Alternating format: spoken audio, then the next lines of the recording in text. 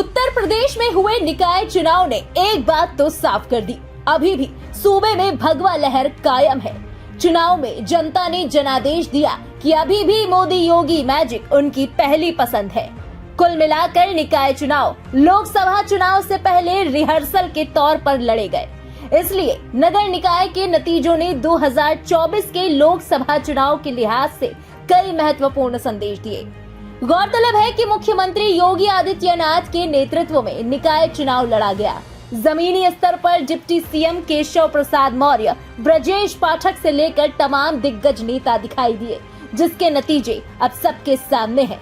सभी 17 नगर निगम, 100 नगर पालिका परिषद और करीब 200 नगर पंचायतों में कमल खिला है। इससे पहले 2017 के नगर निगम चुनाव में बीजेपी को 16 नगर निगमों में हुए मेयर चुनावों में 14 पर जीत हासिल हुई थी। 2017 में मेरठ और अलीगढ़ पर बीएसपी ने बाजी मारी थी, लेकिन इस बार बीजेपी ने इन दोनों सीटों पर भी अपना परचम लहरा दिया है। वहीं पहली बार नए नगर निगम बने शाहजहांपुर में भी कमल खिला। रामपुर की स्वार सीट पर हुए उपचुनाव में आजम खान का कोई पैतरा काम नहीं आया और सपा औंधे मुंह गिर गई। सीएम योगी के नेतृत्व में मिली प्रचंड जीत पर पीएम मोदी ने खुद मुख्यमंत्री को बधाई दी है। गौर करने वाली बात यह है कि अगले साल लोकसभा चुनाव है और केंद्र की सत्ता का रास्ता उत्तर प्रदेश से होकर जाता है। 80 सीटों के साथ सूबा सभी राजनीतिक दलों के लिए फोकस में रहता है। यही कारण है कि बीजेपी ने निकाय चुनाव को विधानसभा चुनाव की तरह लड़ा और मिशन 2024 के लिए पहला पड़ाव पार कर लिया। बीजेपी उत्तर प्रदेश में लोकसभा की 80 सीटें जीतने का लक्ष्य लेकर चल रही है। निकाय चुनाव परिणाम ऐतिहासिक होने के साथ साथ मिशन 2024 के लिहाज से भी बेहद महत्वपूर्ण है।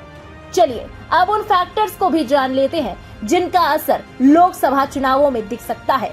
बीजेपी ने प्रत्याशी चयन से लेकर बूथ प्रबंधन की रणनीति को सफलता के साथ धरातल पर उतारा।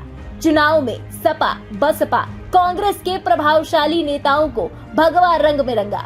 वहीं अनुशासनहीनता करने वालों पर बागी का तमगा लगाकर पार्टी से बाहर का रास्ता भी दिखाया।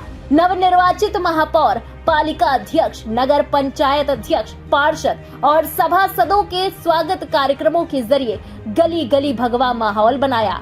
राष्ट्रवाद, विकास और माफियाओं पर हुई कार्रवाई को मुख्य मुद्दों की तरह दर्शाया गया।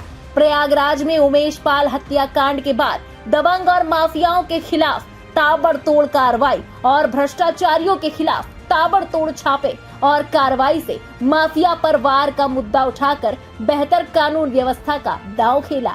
इससे इतर सपा बसपा की चुनावी रणनीति ने बीजेपी की राह को आसान कर दिया।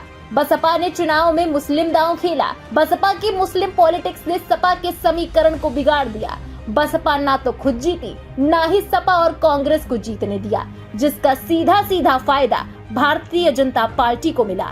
ऐसे में कहा जा सकता है कि ट्रिपल इंजन सरकार के दम पर अब बीजेपी के लिए मिशन 2024 की राह और आसान होगी। वहीं पिछले लोकसभा चुनाव में बीजेपी को सपा बसपा गठबंधन के चलते 64 सीटों पर ही सफलता मिली थी। अब सपा बसपा गठबंधन टूट चुका है। पिछले विधानसभा चुनाव में एक सीट पर सिमटने वाली बसपा निकाय चुनाव में भी धराशायी हो गई है।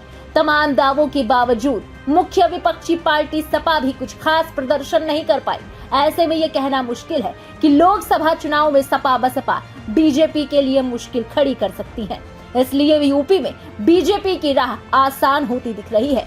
फिलहाल लोकसभा चुनाव में बीजेपी कितनी सीटें जीतने में सफल होती है, ये तो आने वाले चुनाव में ही पता चलेगा। लेकिन इस खबर के बारे में फिलहाल आपका क्या कहना है, कमेंट सेक्शन में लिखकर जरूर बताएं।